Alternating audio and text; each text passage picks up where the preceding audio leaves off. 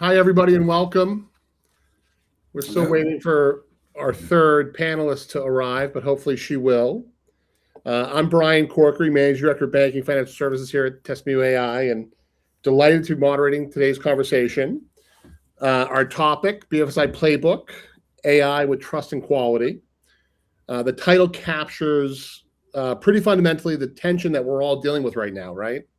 No sector has more to gain from AI, and arguably no sector has less room for error and risk, right? So we're seeing AI moving rapidly from experimentation into real business process, all types of real life. Fantastic. Brianna has joined us. From lending and underwriting, fraud detection, customer service, claims, software engineering, operations, and increasingly agentic AI that doesn't just make recommendations, but also can actually take action. But in our industry, innovation comes with a very high bar, as we all know. When an AI system makes a mistake in BFSI, the consequences isn't necessarily a bad search result or an inconvenient customer experience. It can greatly impact our clients, and it carries great reputational risk for the firm. Every AI decision potentially has to stand up to the scrutiny of customers, more importantly, regulators, auditors, and our own risk organizations. So the question isn't simply how do we deploy AI? It's a much harder question, right? How do we scale AI while maintaining trust and quality when the systems themselves are increasingly probabilistic, adaptive, and non-deterministic? And that's what we're going to go explore today. And we're super fortunate to have three leaders with very different and unique perspectives on that challenge. First is Eshwar Pastapur.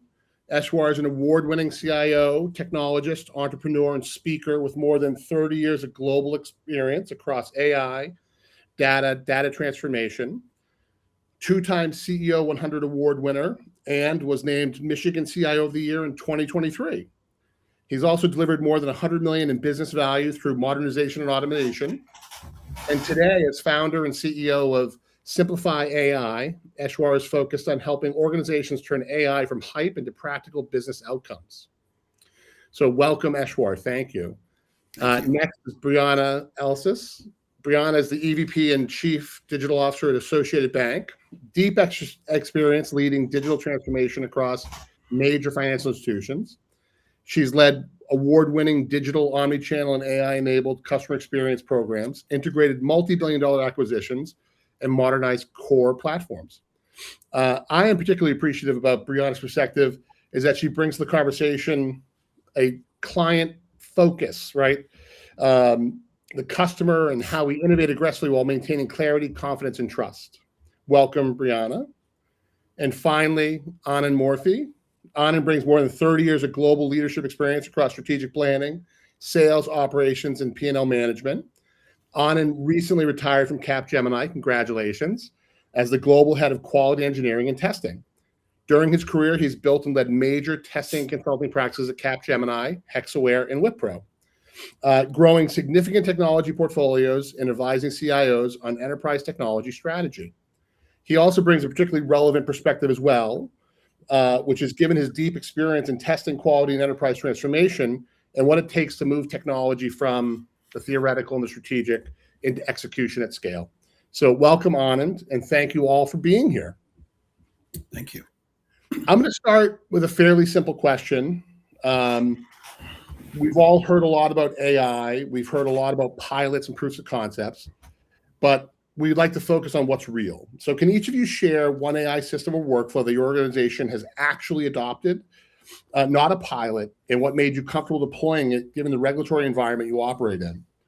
Anand, as a consultant and strategist, I'm going to let you start, and then we'll hear from Brianna and Eshwar, and they can share their perspectives as practitioners.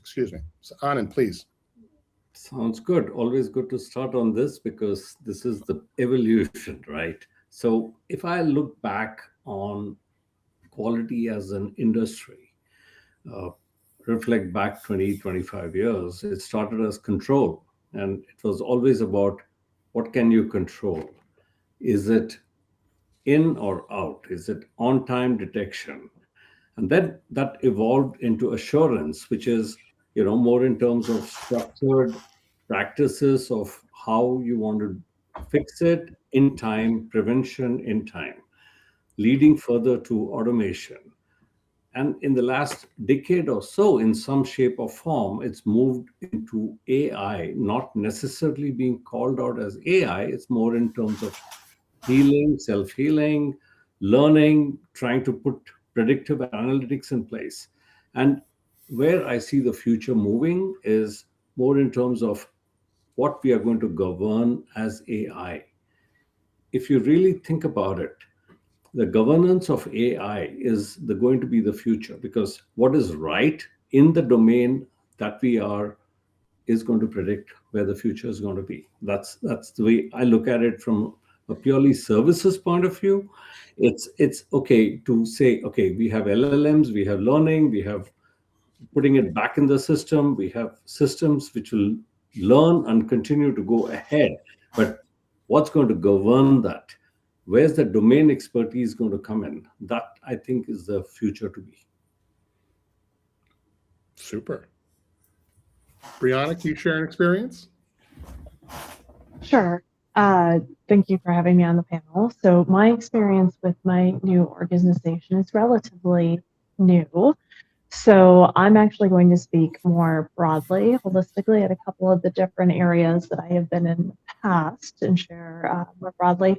For us, as we're looking at the evolution and where we're able to deploy it, we are making sure that all of our associates, whether it's here at Associated Bank or in prior roles, is really starting to get their hands on AI, figuring out the best places to leverage it in order to accelerate what they're doing, and have really started to expand the use cases for our associates in getting more hands-on with writing the appropriate test cases, accelerating code development, going out and making things in their lives a lot easier when it comes to maybe drafting scripts and decks and different components of their day-to-day job in an accelerated fashion that they can go back, iterate on, enhance, bring their voice to life, just in a much faster operating mode. Super. Eshwar? Hey, Brian, thank you again for putting me on this panel. I'm going to answer this in slightly different way, because like you said, I don't want to manufacture a production success story that I personally not have had a chance to go through, right? So over the last couple of years, I've spent a lot of time speaking to CIOs, technology executives, insurance leaders about their AI journey. What is revealing is they have been put into tremendous pressure from board or anything else to do something in AI. So they've started a lot of pilots. I think in insurance industry, mostly when they say AI, they're talking about Gen AI, right? So I think that's something we need to think about. The technology usually isn't what stops the project, right? So there are a lot of pilots, but going into production is something different. Deploying it in production is something different. So what stops is it's the trust, right? Can you trust the answer? Can I explain it? Can I audit it? What happens when it is wrong? Who is accountable? So for me, one of the most interesting questions isn't why haven't companies deployed something related to AI in production? The question is, what is preventing pilots from becoming production systems, right? And I think that is where evolving quality engineering has a huge role to play. Well, first, I'm going to apologize real quickly. Of course, the moment we started, the landscaper showed up and they're cutting the grass. So I apologize for any background noise here, as I see myself lighting up purple as you're speaking. But I mean, Eshwar, what you share kind of gets at the crux of what we're talking about today, right? And it's actually a great segue to the next question, or I think every answer is going to be a great segue to the next question. But you know, we're going from deterministic testing to probabilistic quality, right? And traditional testing assumes it's binary, right? I run the test, it either works or it doesn't. Now we're talking about a process where AI can produce different answers, sometimes confidently producing the wrong answer, and sometimes the different answer is still the right answer. So, you know, what does quality mean in the AI system, right? What is, how do we now define quality? And then how do we gain that confidence that we can push this out to production? And Eshwar, I'd like to stay with you and get your take on that initially. Yeah, thank you again. So I think the first thing we have to let go of is the idea that quality means getting exactly the same answer. That's not going to happen, right? So if you ask, for example, an AI system to summarize a claim file twice, you will get two different answers, and both are really good, right? So the question is simply, did I get the expected output? The question then becomes, is that output accurate, grounded in the right information, consistent, explainable, and appropriate for the business decision that is being made, right? So that's kind of what it is. And I would like to add one more thing to it. Is it permissible legally, right? So you have to make sure you adhere to the legal standards. And governance, when it comes to AI, is a huge topic in itself. I don't want to get into those details in this meeting, but that is important as well. So answer could be technically reasonable, statistically defensible, but if it violates an underwriting rule, it is treats a customer unfairly, right, or run afoul of regulation, right, then you will have to figure out, you are as a company held accountable for all of that. So you'll have to figure out how best way to do it in the test environment. So what changes you need in testing is basically more like, for example, adversarial scenarios, bias testing. And in my mind, I'll leave it with two quotes here, right? So one, what is very important is the test that determines whether the AI knows when it doesn't know, because that's where the hallucinations and other things come into play. And what we will have to do as an organization, as an industry, is to transition from test automation. That's how we are wired so far, like Anand was talking about, right? To trust automation, right? It's no longer a checkbox. You will have to figure out how you can trust the AI system that you're about to deploy in production. And keep in mind, though, trust is always earned, not given. So I have a follow-up to that. So if we were using AI to help test, are we now transitioning to testing AI? And if so, how do we earn that trust? And then if two answers could be right, how do we combat it? How do we combat against one of those answers being a hallucination? So that's a lot of question there. Sorry. Brianna, you want to take a stab at it? I can go on, but I just want to.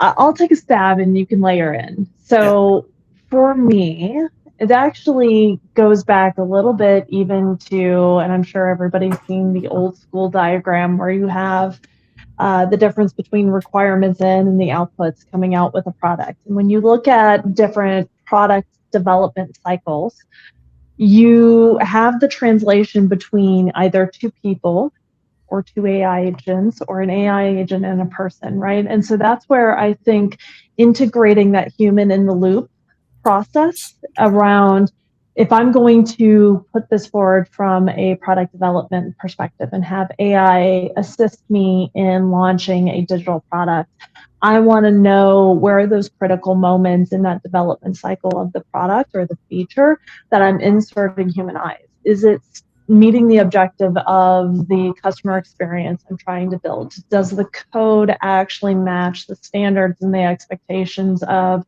where I'm driving the guardrails around our product systems?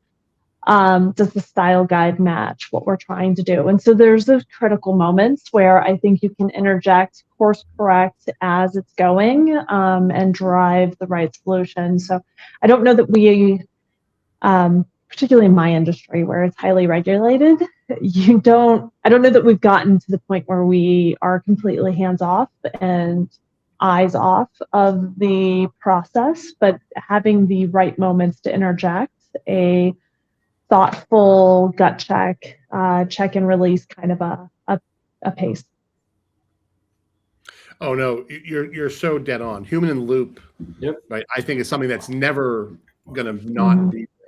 I think as confidence grows, that role will evolve over time, like everything does.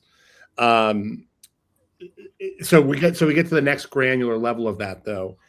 So we accept as a rule there could be multiple outcomes, and those multiple outcomes could be passable or could be acceptable, right? So now that we've accepted this probabilistic system, and a pass and fail might be a little bit gray, and it certainly isn't binary, right? How do we define the exception criteria? What does that scorecard look like? And then how do we then train the evaluator or that human in the loop in order to make sure that they are driving to the same level of quality, which is really a continuum of trust, right? And Brianna, I'll pick on you for that one. I think it depends on the scenario, and I know that sounds like a cop-out. However, I think of, in my industry, I'm in the banking industry, the conversations that we have with clients are going to be very situationally dependent, right? And so you might have AI helping to drive background reporting and feeding in insights, but then the human interaction that knows the relationship can react to the responses in real time, would have that moment to filter out the next best or the best response between two good ones. When you're looking at like quality assurance or testing components, I think that's where a little bit of those guardrails come into place around if I'm doing, for example, accessibility testing on feature set that I'm putting out into a digital component, the style guides matching what I need, is it meeting the right level, and just, you know, making that humanistic determination around, you know, this best set continues to strive to where either my brand, my company voice is really looking to push the product, or where my customer subset really needs the product to perform. Eshwar, anything to add? I think it's very important. I agree with whatever Brianna said. I think what we'll have to think about is, in the deterministic world, it was mostly one-dimensional, right? So testing is pass or fail. Here, I think what we'll have to determine is it is a multi-dimensional kind of an trust scorecard of some sort. So scorecard you're referring to, we have to come up with that would then test it along the journey of the whole workflow, right? And make sure that because if a AI is making a decision, there are upstream and downstream impact that we'll have to figure out how do we make sure that is captured and in a way reported as well. So I agree with human in the loop is definitely required, but it no longer is one-dimensional. It is now multi-dimensional, and we'll have to figure out what is the best way to do it. I think one of the key aspects is also the deep domain knowledge, which is going to be imperative in the days ahead. A tester cannot be just a tester. The domain, the understanding of the business is going to get more and more critical. So, Anand, are you saying that opposed to shifting left closer to the development, do we actually need to shift to the end user and the SME as the tester? So now we have your end user and our business users who are the actual first line or the frontier of testing. So if I put on a hat of a tester, do I know the business that I want to be in? Be it an airlines, be it a bank, what is me as an end user? Where do I see the fault coming in? So the domain knowledge, the user experience, the depth of understanding of the business is going to get more and more critical. I couldn't agree more. Domain is so important. So shifting yet again, because we have limited time and I want to make sure we cover lots of topics. You know, our AI experience to date has really been more suggestive and supportive in nature, right? And now we're moving more into agentic AI capabilities, where we're moving towards AI agents actually making decisions and executing tasks. And that these agents can reason, make decisions, call on APIs, access systems, and potentially take action on behalf of a customer employee. Understandably, this industry, BFSI, is maybe a little bit behind some other industries because of regulation. But how are we going to gain the confidence in these systems to be able to do that and to really unleash and harness the power of AI? Eshwar, I'll let you take the first stab at that one.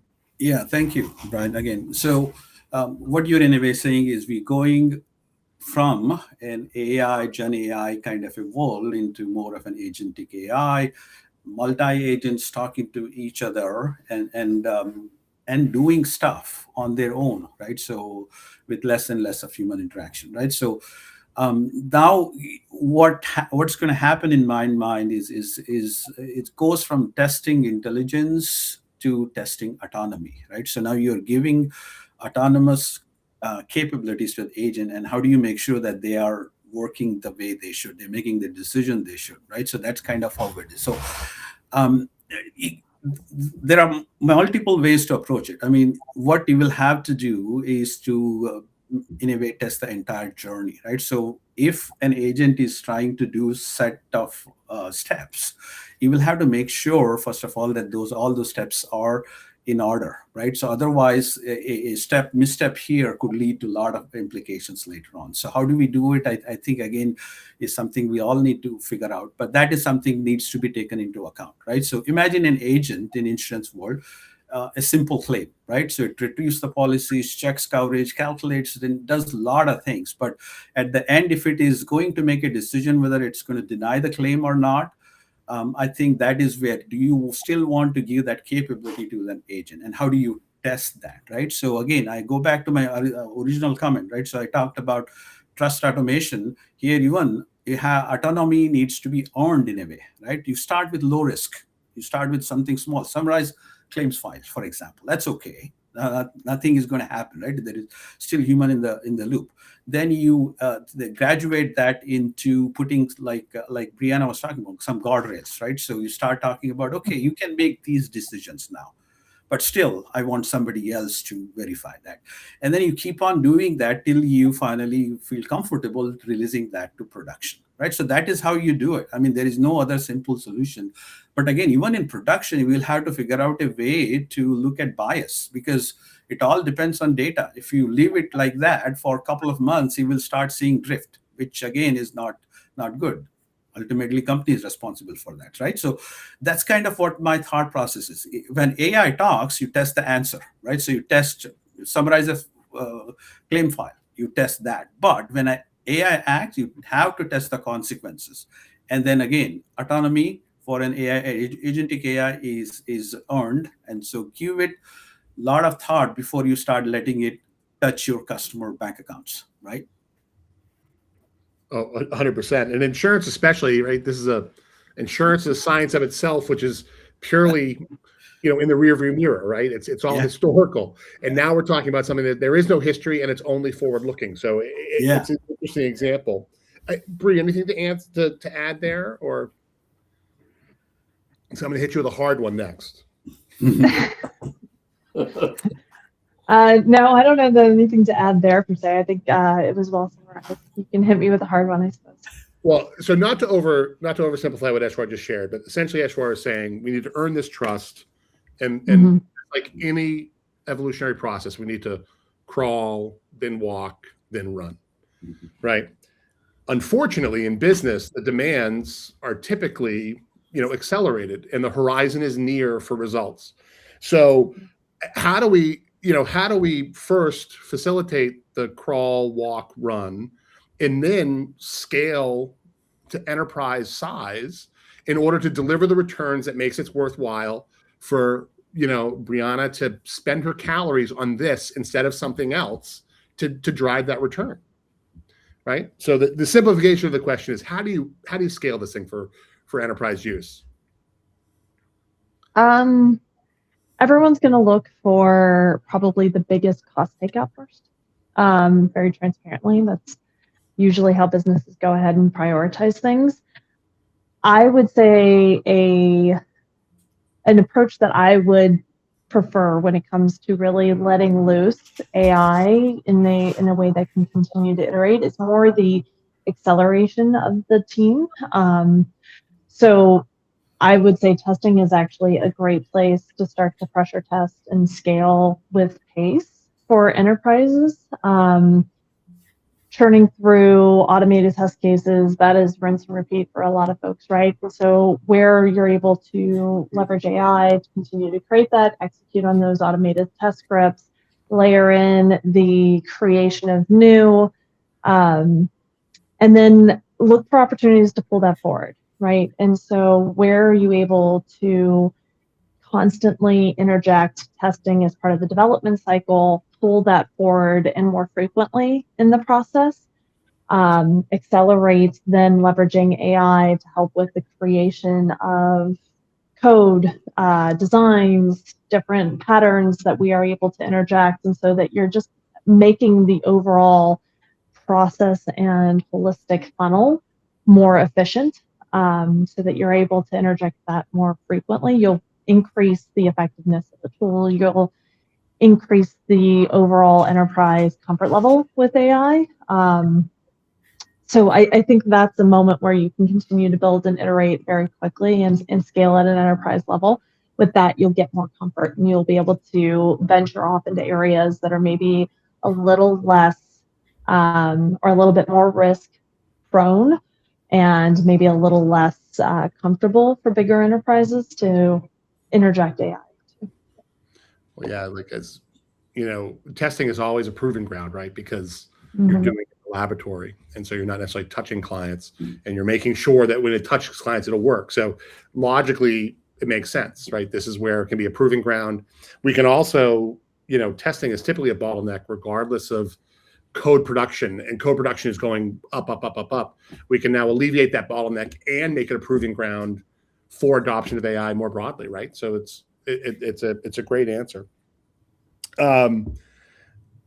Switching gears again, and we talk about the human in the loop, right? What are the skills that we believe are going to be the currency of the future in order to make this AI engine run, right?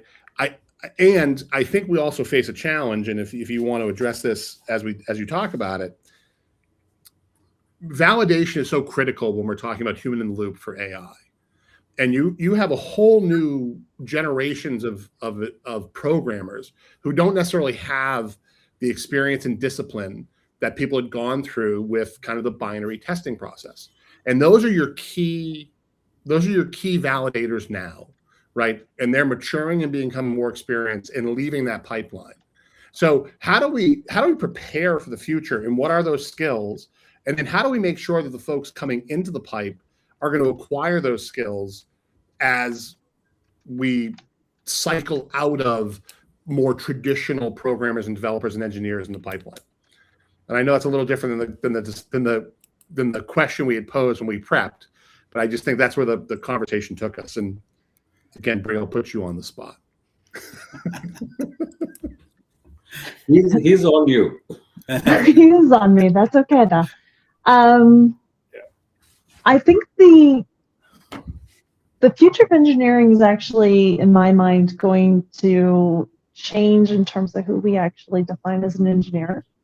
I think it becomes far more encompassing than exclusive. I think with AI, you're going to remove a lot of the friction and the barriers that used to be there in the past, or a friction around some skill sets that were there historically. I've seen a tremendous amount of interjection of non-technical people becoming like AI programmers and stewards of AI agents. I am seeing, just by nature of the conversation that folks have with AI and where they're looking to drive it, I've seen far more females get involved with AI coding and engineering that I think I have historically seen. It's funny, it's a reminder of conversations I've had in the past, coming up in earlier days in my career with being one of the few females at many of the tables. I think this continues to break down barriers to who's actually able to get involved, be present as part of the conversations. And so I think there is the true definition of an AI engineer will change a little bit because of the accessibility and just how it invites a broader set of skills into the table around what they're executing on. I think that's a very, very interesting perspective, because if I reflect back, I think I've met more women in QA and QE than men. It's a very interesting thing. On the lighter side, women like to can find a fault better than a man. Just on the lighter side. Don't hold it against me. It's more of an art than a science. And I'm a strong believer that it's an art than a science. And Bree, to your point, I think the evolution is moving more in terms of intuitive knowledge rather than structural engineering. It's more in terms of the domain, it's the orchestration, it's the in-depth analysis which is more important. That prompt engineer, not to belittle the role, is far more intuitive and a little softer than the strict rules and process of other engineering. And look, we've seen this since the dawn of time: mechanical engineering to electrical engineering to computer science, right? And this is just that next wave. And this isn't going to be the last, right? This is the shiny object now, but in 5 to 10 years, we're talking about something different. So, Eshwar, anything to add on the talent? No, I think I agree. I mean, I think a lot of good, really good comments were made. One thing I would say is that whoever is now in that developer role or tester role, I'm including myself in that, right? So anything to do with AI, you will have to in a way unlearn what you have had before and then learn it, because it's a different muscle to develop, right? That's what I tell companies when I talk to leaders. I say you will have to make sure with your talent pool, you need to train them differently. You need to erase what they have in a way, and then say this is how it's going to work going forward, right? So that is an important kind of a distinction. Otherwise, I agree with everything that was said. Well, and it's the firms that retrain that muscle at the admin layer first and recognize the need who are going to be most successful, right? They may fail fast, but they'll be more successful.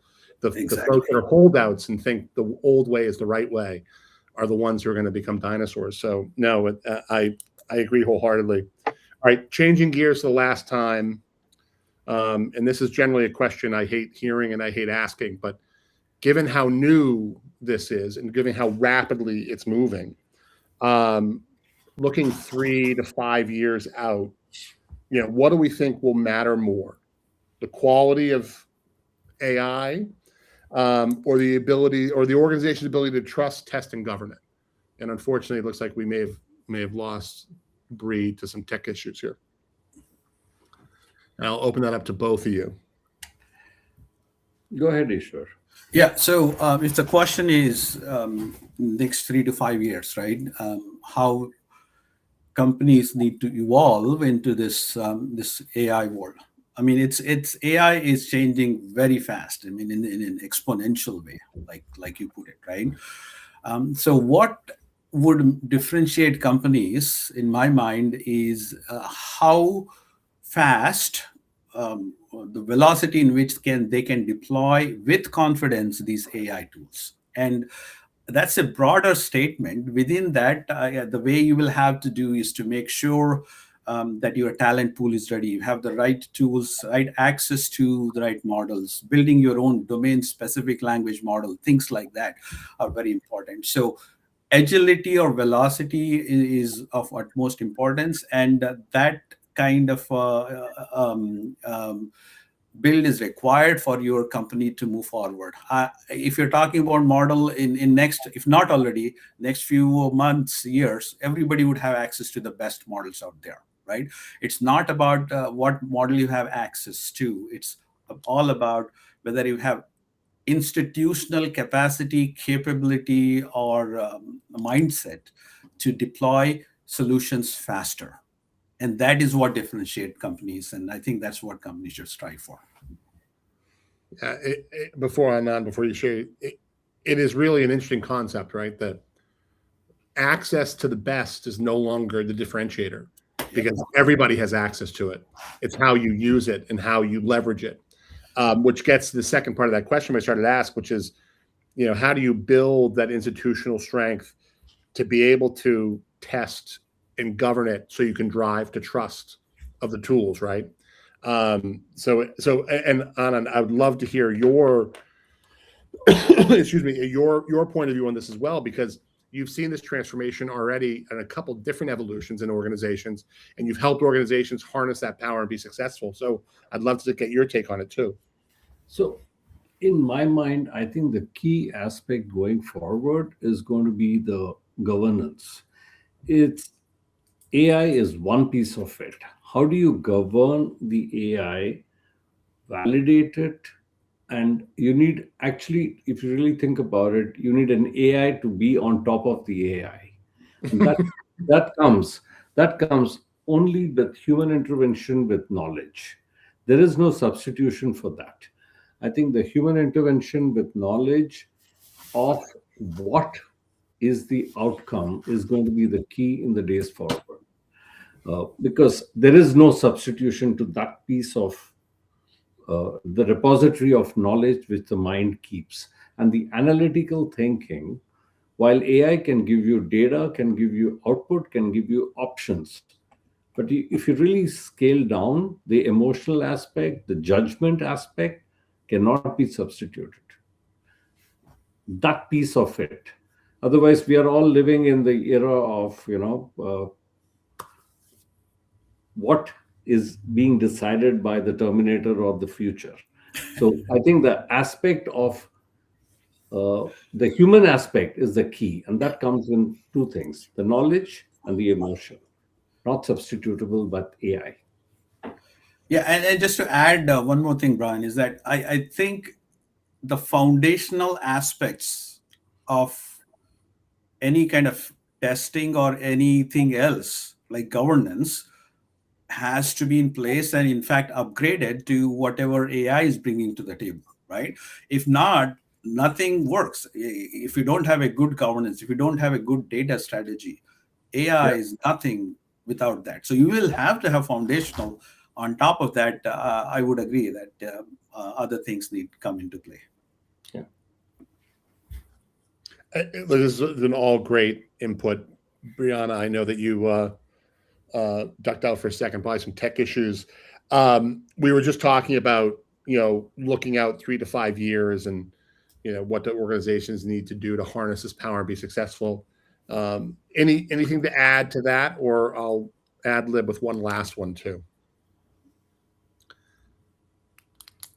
I would say probably for me, as we look more holistically around AI and what AI is going to do, it's a lot of the governance, the processes in place. I think there is a technology stack overhaul that is going to have to be evaluated as well around, when we really get powerful, where do we want to put AI? Where do we want it to be customer facing? How do we want to leverage the technology that we are building now, the technology we built in the past, and what do we need to reevaluate and restructure so that it's able to work as we want it to, and build the future we want. So going off script, thank you very much for that. I appreciate it. Going off script a little bit, because it just keeps coming up around governance, and we're talking about represented here is mostly banking and insurance. Do we trust that insurance being regulated at the state level and then banking being regulated at the federal level by both the SEC and the Office of the Comptroller, do we trust that they have the capability and the knowledge in place in order to allow you to spread your wings while trusting you to meet the regulations? Or is that going to be a delayed process because of those organizations, especially at the insurance level where you're dealing with all these different secretaries of state and state departments? Is that going to be a governor, little pun there, on your ability to access this power? Or do we think that they will fall or do you think they'll accelerate their ability to do this in a meaningful way? So I'm in insurance. Let me take a stab at it, and then others can chime in. So insurance companies have been dealing with state-specific regulations since beginning. I don't know when, right? So I hope the AI part of it is not at the state level. I hope it's at the federal level. Again, I cannot predict it. Hopefully, that is how it will work out. But I think what is happening is traditionally insurance world and anything related around that insurance world was traditionally late in adapting any kind of technology. I mean, even AI, I see some really good ones, right? So the big guys are doing it, but all the others are still trying to figure out what to do with these pilots and things like that, right? So regulations, I think what is also changing is all this like the new entries coming in and kind of making them think, okay, I mean, if I don't do anything about it, I'm going to be lagging way behind. It will impact my combined ratio. I'll have to figure out a way to make it faster, right? So that the kind of mindset is coming into the insurance world, and I see some really good changes happening there as well.